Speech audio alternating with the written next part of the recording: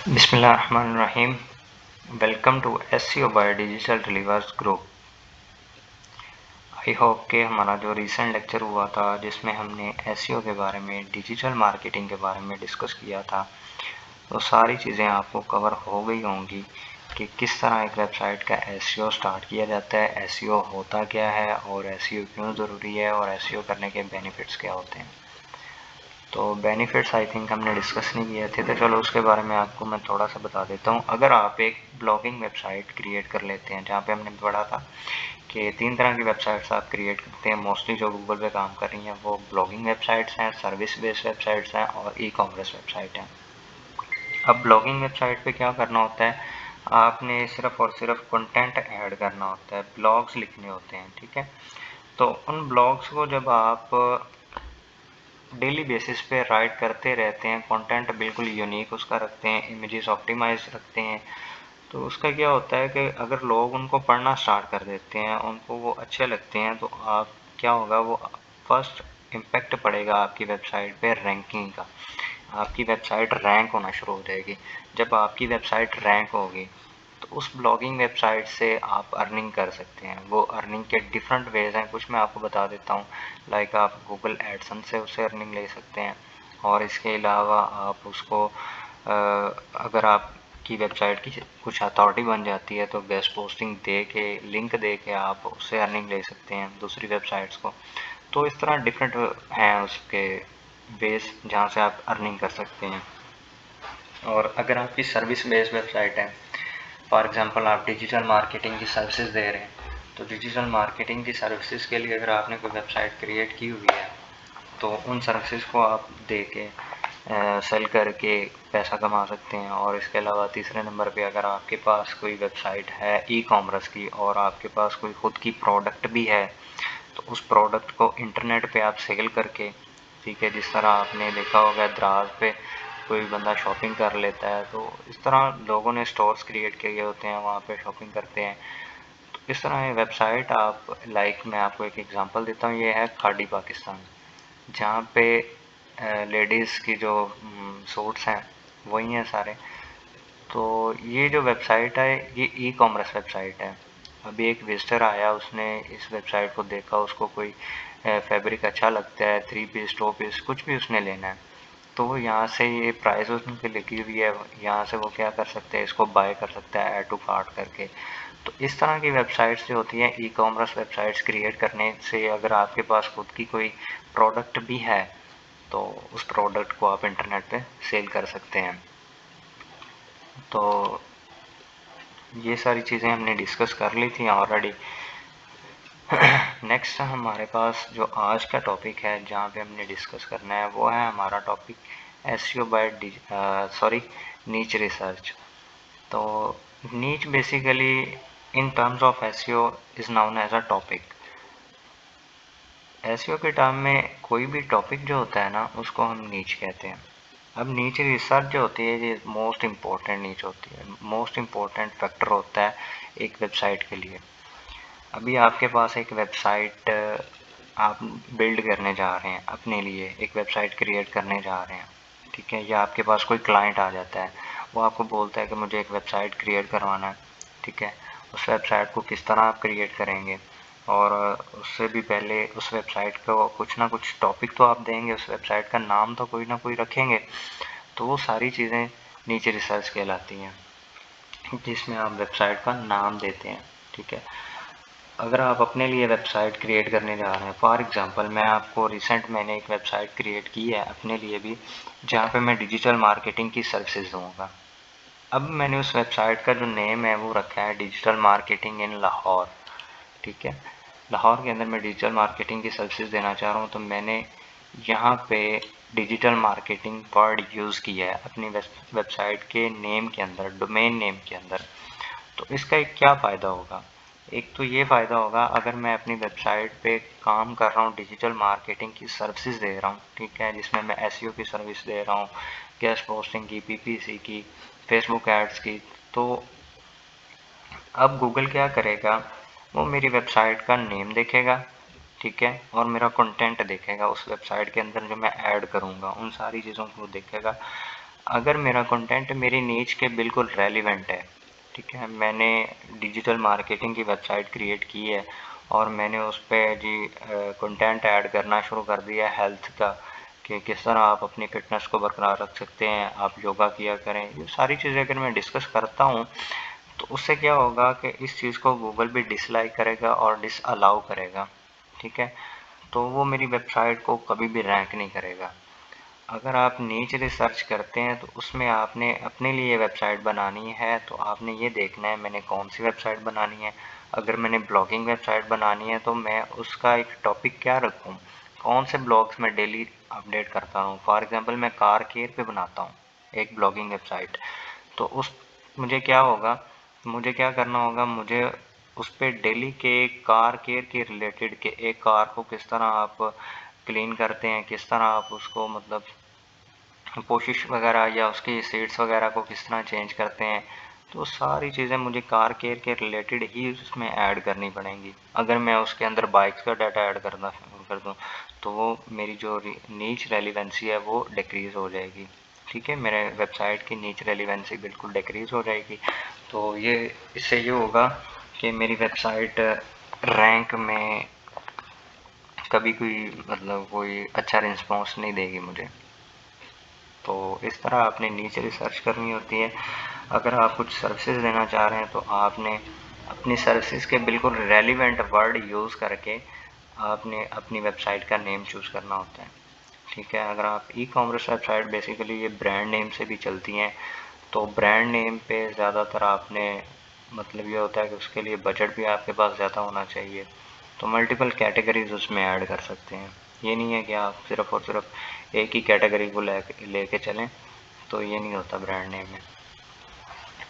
तो अब मैंने आपको ये बताना है कि नीच रिसर्च हमने कर ली।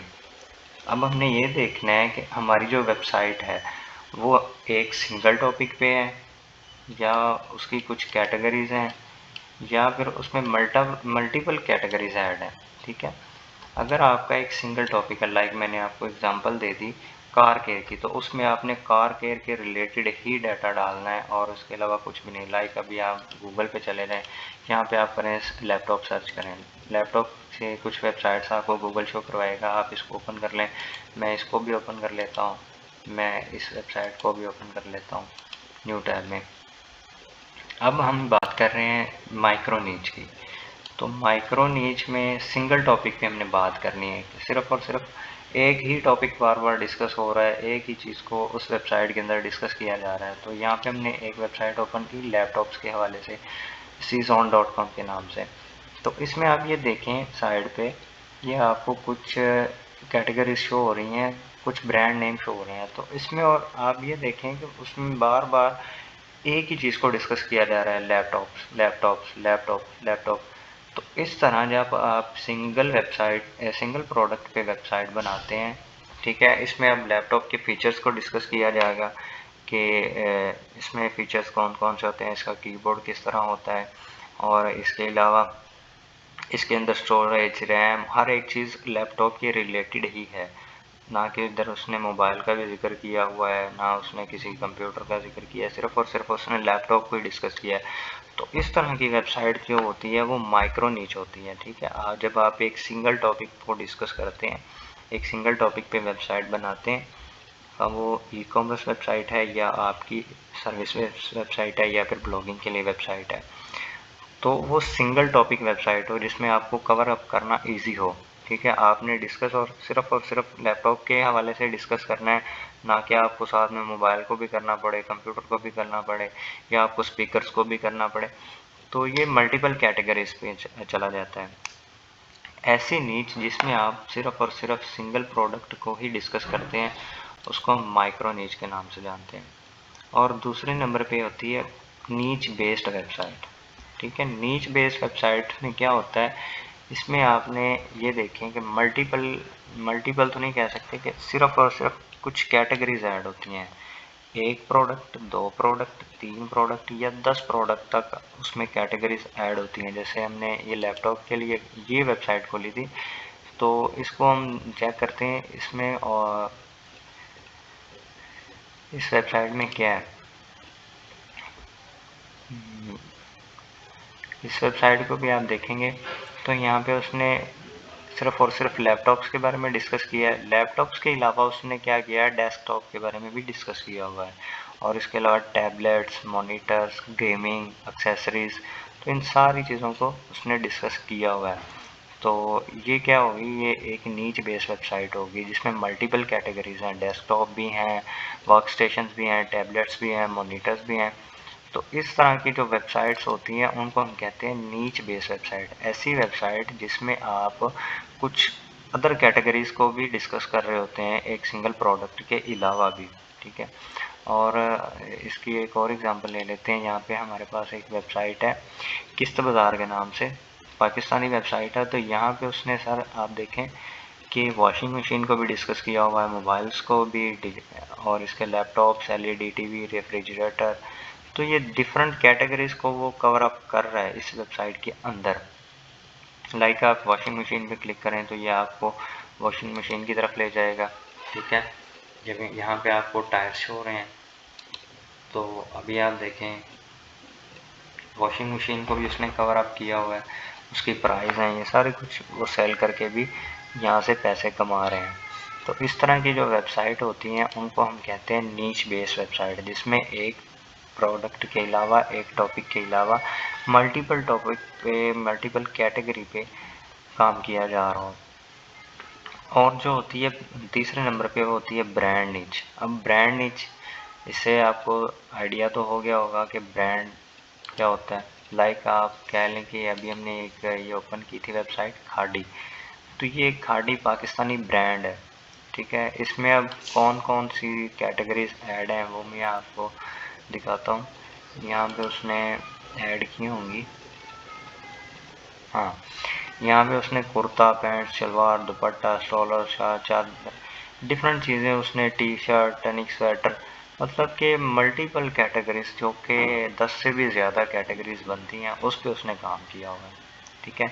तो ये सारी चीज़ें यहाँ पे, इस तरह की वेबसाइट को हम कहते हैं कि ब्रांड वेबसाइट, ब्रांड नीच, ठीक है। जब आप इस तरह का नेम, या आप खुद का भी नेम दे सकते हैं, जैसे आप कहेंगे आपका नेम है अली फॉर एग्जांपल, तो आप कह सकते हैं कि ali.com। जिस तरह दराज, अब दराज में क्या होता है, दराज में आपको हर तरह की प्रोडक्ट मिल जाती है, ठीक है। ये एक ब्रांड वेबसाइट है जिसमें मल्टीपल कैटेगरीज ऐड हैं जो कि अनलिमिटेड हैं, ठीक है। तो डिफरेंट प्रोडक्ट्स पे काम किया जाता है यहाँ पे। ये होती है ब्रांड नीच। नीच अब 3 तरह की, होप्स हो कि आपको समझ आ गई होगी कि नीच क्या होती है ये और क्यों इसको ज़रूर समझा जाता है। क्योंकि एक वेबसाइट आपने क्रिएट करनी है तो उसको कोई ना कोई नाम तो देना ही है, तो वो नाम जो होता है वो नीच होता है। अब आप पे डिपेंड करता है कि आपकी जो टॉपिक है वो सिंगल है या कैटेगरीज हैं या फिर मल्टीपल कैटेगरीज हैं, तो उस लिहाज से आपने नीच सिलेक्शन करनी होती है, नीच रिसर्च करनी होती है। अब नेक्स्ट आ जाता है कि व्हाट वी चूज। अगर अब मैं आपके लिए, अभी आप स्टार्ट ले रहे हैं एसईओ का, तो अगर मैं आपको रिकमेंड करूं, ठीक है, रिकमेंड करूंगा तो मैं आपको रिकमेंड करूंगा माइक्रो नीच।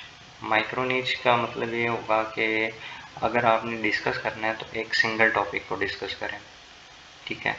लाइक मैंने आपको एक एग्जांपल दी थी कार के, आप कार्स को ले लें तो कार्स के रिलेटेड वेबसाइट बनाएं और डेली बेस उस पर आप कंटेंट ऐड करते रहें, आप उस पर ब्लॉग्स ऐड करते रहें कि एक कार को किस तरह मतलब आप केयर दे सकते हैं, इंटीरियर उसका किस तरह साफ़ करते हैं, एक्सटीरियर किस तरह साफ़ करते हैं, उसके जो वो सारी चीज़ें आप उसमें डिस्कस करें। इसके अलावा आप बाइक्स को ले सकते हैं या कुछ भी, वो जिसमें आपका ज़्यादा से ज़्यादा इंटरेस्ट है वो चीज़ आप उठाएं, उस पर वेबसाइट बनाएं और उस पर डेली रूटीन पे आपने ब्लॉग्स ऐड करने हैं, ठीक है।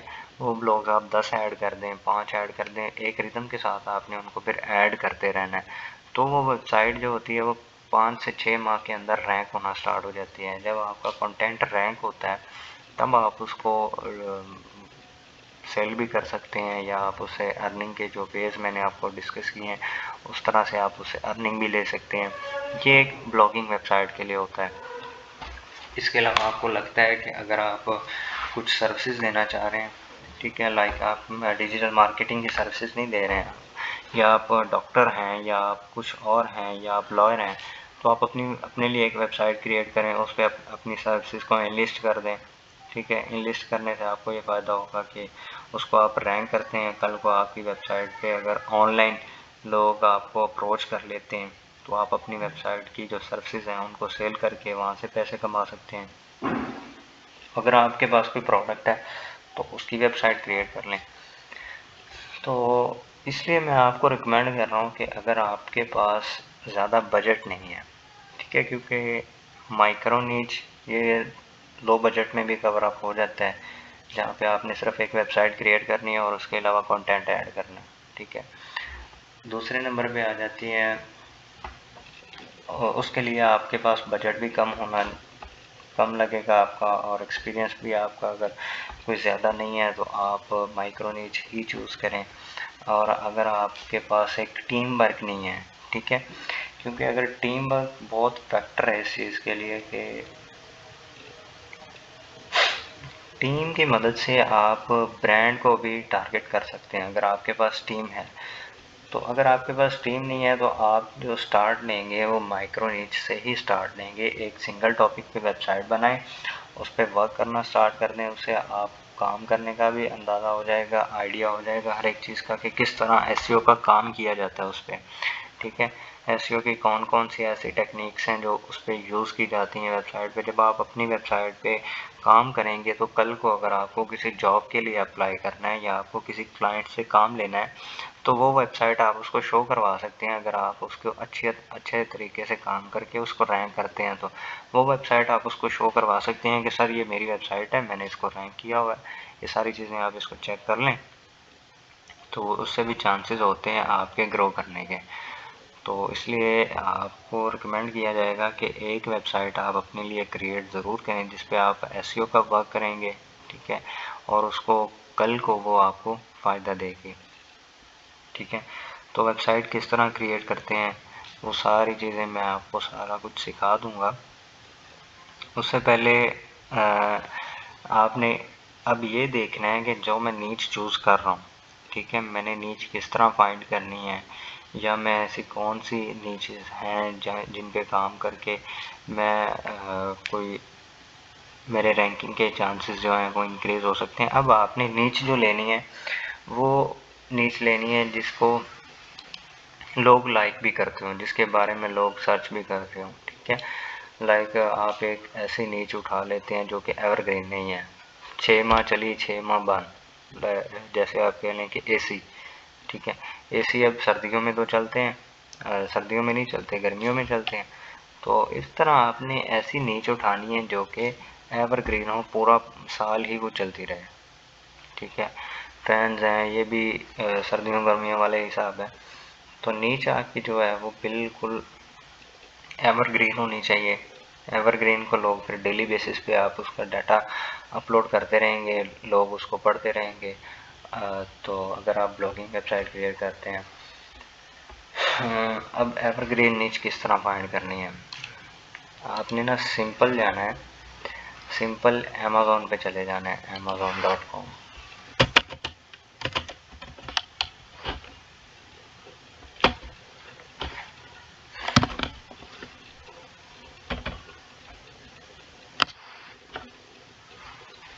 अच्छा, यहाँ पे आप देखें कि आपको डिफरेंट प्रोडक्ट्स नज़र आ रही हैं, हेडसेट्स हैं, सिर्फ और सिर्फ हेडसेट्स को लेके आप एक वेबसाइट क्रिएट कर सकते हैं। कीबोर्ड्स हैं, कीबोर्ड्स को लेके आप वेबसाइट क्रिएट कर सकते हैं जहाँ पे आपने सिर्फ और सिर्फ कीबोर्ड्स के रिलेटेड ही लिखना है। चेयर्स हैं, कंप्यूटर माइस हैं, तो ये डिफरेंट आपके पास प्रोडक्ट्स यहाँ पे शो हो रही हैं। अगर आपने मज़ीद सर्च करनी है तो ऑल पे क्लिक करके आपने यहाँ से चले जाना है। यहाँ पे शॉप्स बाय डिपार्टमेंट्स बने हुए हैं। तो इनको आपने सी आल पे क्लिक करके आप देखें यहाँ पे कितने ज़्यादा डिपार्टमेंट्स हैं। इलेक्ट्रॉनिक्स हैं, कंप्यूटर्स हैं, स्मार्ट होम है, आर्ट्स क्राफ्ट है, ऑटोमोटिव, बेबी। अब ब्यूटी एंड पर्सनल केयर, तो women's fashion, men's fashion, girls fashion, इनमें ऑलरेडी बहुत ज़्यादा कंपटीशन है। हेल्थ में और इन ब्यूटी वाले जो प्रोडक्ट्स हैं इनमें बहुत ज़्यादा कंपटीशन है। तो आपको फिर एक आप कह लें कि इस लिहाज से अपनी वेबसाइट को तैयार करना होगा कि जो ऑलरेडी वेबसाइट्स हैं गूगल पे उनको आपने पीछे छोड़ना है और ख़ुद को ऊपर लेके जाना है। तो इन चीज़ों में बहुत ज़्यादा कंपटीशन है। आप ऐसा कीजिए, आपने वो वाली चीज़ें ढूंढनी है जिनमें कंपटीशन बहुत कम हो और आपकी रैंकिंग के चांसेस ज़्यादा हो जाएं। तो जहाँ पे आपने 6 माह में रैंक करना है वहाँ पे आप 3 से 4 माह के अंदर रैंक कर जाओगे अपनी वेबसाइट को। लाइक आप चले जाओ, आपको ये पता है कि हाँ, और ये है कि लैंग्वेज, मूवीज़ एंड टेलीविज़न, इनको आपने बिल्कुल नहीं छेड़ना, ठीक है। ये कोई ख़ास नीचेस नहीं है। टूल्स एंड होम इम्प्रूवमेंट, तो इसको भी आप देखेंगे होम अप्लाइंसेस में, होम को डेकोरेट करने के लिए, रेनोवेट करने के लिए ज़्यादातर लोग इस चीज़ के लिए क्यूरियस होते हैं, ठीक है। इस चीज़ को सर्च भी कर रहे होते हैं कि अपने होम को किस तरह बेहतर से बेहतर बनाएं। तो वो सारी चीज़ें यहाँ से आप लाइट बल्ब्स में चले जाएं, तो अब यहाँ पे आपको लाइट बल्ब्स डिफरेंट तरह के शो होंगे। इसको भी आप एक एज अ नीच यूज़ कर सकते हैं, ठीक है। जहाँ पे आपने सिर्फ और सिर्फ बल्ब्स पे डिस्कस करने हैं कि किस तरह के बल्ब्स और कौन कौन से, हर एक चीज़ आपने बिल्कुल एक ही नीच के अंदर रह के यूज़ करनी है, ठीक है। इसके अलावा ऑटोमोटिव में जाएंगे तो आगे भी आपको डिफरेंट कैटेगरीज मिलेंगी, ठीक है। Oils and fluids, car care, car electronics accessories, ठीक है। इलेक्ट्रॉनिक्स उसकी जो होंगी, इसको भी आप सिंगल प्रोडक्ट को लेके आपने डिस्कस करना स्टार्ट कर देना है। तो उसी पे आपने डेली रूटीन पे ब्लॉग ऐड करने हैं कीवर्ड रिसर्च करके। ये है एक ब्लॉगिंग वेबसाइट के लिए। तो इस तरह आप एक वेबसाइट क्रिएट करके आप ऐसा करें, यहाँ से आपने कुछ नीचेस तो फाइंड कर लें। अब आपने ये देखना है कि आया कि उसका कुछ ट्रेंड भी है या नहीं है, ठीक है। तो ट्रेंड चेक करने के लिए लोग उसको सर्च करते भी हैं या नहीं करते। हम मोनीटर्स फॉर एग्जांपल ओपन कर लेते हैं, तो गूगल पे आपने जाना है, सिंपली आपने लिखना है गूगल ट्रेंड। गूगल ट्रेंड्स आप लिखेंगे तो पहली वेबसाइट को आपने ओपन कर लेना है।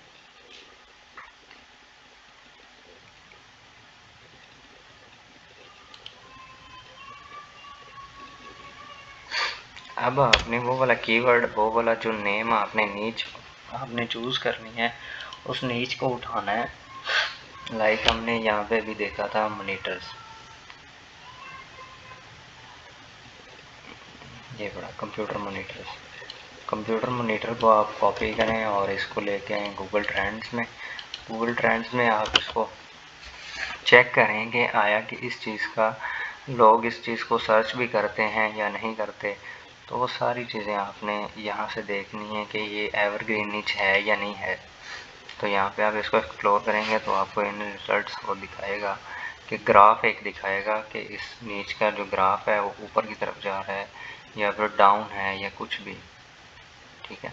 अभी आप देखें, ये ना रीजन वाइज भी होता है। अगर आप करना चाह रहे हैं लाइक पाकिस्तान के अंदर अपनी वेबसाइट को रैंक करना चाह रहे हैं पाकिस्तान के अंदर, या आप यूएसए या किसी और भी कंट्री के अंदर रैंक करना चाह रहे हैं, तो उस कंट्री को यहाँ से उठाएं। अभी पाकिस्तान का उसने दिखाया कि ये ग्राफ जो है ना बिल्कुल नीचे है। तो आप किसी और कंट्री को देख लें, ऑस्ट्रेलिया को देख लें, ऑस्ट्रिया है ये, तो हम चलते हैं यूएसए के अंदर, यूनाइटेड स्टेट। अब ग्राफ आपको कुछ और तरह का शो होगा। यहाँ पे आप देख लें कि आपने कब का देखना है, पास 30 डेज़ का, 90 डेज़। हम मोस्टली जो चेक करते हैं वो 12 मंथ्स का चेक करते हैं कि लास्ट वाले मंथ्स में इस चीज़ की, इस नीच की क्या पोजीशन रही है। तो वो आप देखेंगे, अभी आपको इन रिजल्ट्स उसने दिखाया। देखेंगे ग्राफ जो है 75 से लेके पूरा साल अभी वो मतलब डाउन नहीं गया, वो 75 तक ही रहा है, 70 से ऊपर ही ग्राफ रहा है, 70 से भी नीचे नहीं आया, ठीक है। तो इस तरह की नीच जो है वो बड़ी ज़बरदस्त नीच है, जो कि 70 से बिल्कुल ऊपर की तरफ ही जा रही है और नीचे नहीं आ रही। ये एवरग्रीन नीच होती है, ठीक है। अभी यहाँ पे आप सर्च करते हैं जी, आप कर लें एयर कंडीशनर।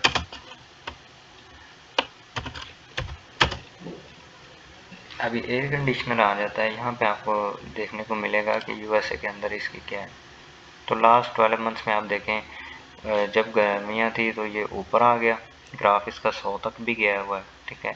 और जैसे जैसे फिर मतलब दिन गुजरते गए तो ग्राफ बिल्कुल ज़ीरो पे भी आया यहाँ पे, ठीक है। तो इस तरह की नीच जो होती है ये एवरग्रीन नीच नहीं होती, ये विंटर समर नीच होती है जो कि चेंज होती रहती है। तो आपने ट्राई ये करना है कि वो वाली नीचेस आपने चूज़ करनी है जो एवरग्रीन हो, 12 मंथ्स ही उनका रिज़ल्ट जो है उनका ग्राफ आपको ऊपर की तरफ ही नज़र आए, ठीक है। नीच रिसर्च में इस चीज़ को आपने लाजमी देखना है। तो इस तरह आप एक वेबसाइट के लिए नीच रिसर्च कर सकते हैं। हम कोई और भी देखना चाहें तो यहाँ से आप देख सकते हैं ऑल कैटेगरीज़ में, और इसके अलावा कंप्यूटर्स में चले जाएं, आप देखें प्रिंटर्स की क्या पोजीशन है, तो आप प्रिंटर्स को भी देख सकते हैं।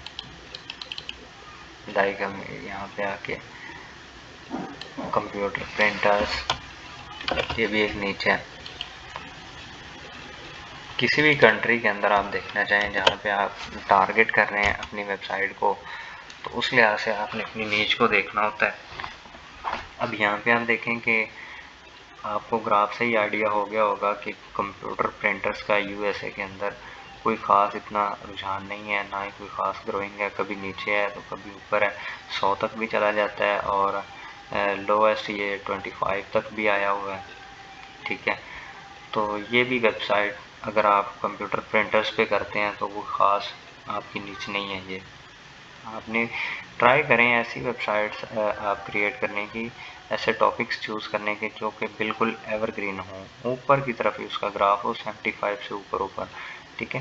तो इस तरह की जब आप रिसर्च करेंगे आप उसका डाटा भी आपको एक तो ईज़िली मिल जाएगा, और उसका ये होगा कि रैंकिंग जहाँ पे आपने 6 माह में करनी है, गूगल आपकी वेबसाइट को 3 से 4 माह के अंदर रैंक कर देगा, ठीक है। और बाकी नेक्स्ट लेक्चर में हम सीखेंगे कि एक वेबसाइट किस तरह क्रिएट की जाती है, ठीक है, और क्रिएट करने के बाद आप उसको किस तरह होम पेज से स्टार्ट करते हैं। तो वेबसाइट तो बेसिकली मैंने क्रिएट कर ली है, चले मैं आपके साथ मेथड शेयर कर दूँगा। तो अगर आपको भी कल को अपने लिए या किसी क्लाइंट के लिए वेबसाइट क्रिएट करना होगी तो आप उससे क्रिएट कर सकते हैं। तो वेबसाइट क्रिएशन बेसिकली 2 तरह की होती है। वेबसाइट क्रिएशन एक तो होती है कस्टम, ठीक है, मैं शॉर्ट सा आपको दे देता हूँ तो उस लिहाज से आप देख लीजिए। चलें मैं आपको ऐसे ही बता देता हूँ। वेबसाइट्स 2 तरह से क्रिएट होती है, एक होती है कस्टम वेबसाइट और दूसरी आप वर्डप्रेस के थ्रू, ज़्यादातर मोस्टली जो की जाती है वो वर्डप्रेस के थ्रू की जाती है। तो वर्डप्रेस से जब आप एक वेबसाइट क्रिएट करते हैं तो उसकी कॉस्ट कोई ज़्यादा खर्चा नहीं आता आपके ऊपर, सिर्फ आपने डोमेन होस्टिंग के पैसे देने होते हैं।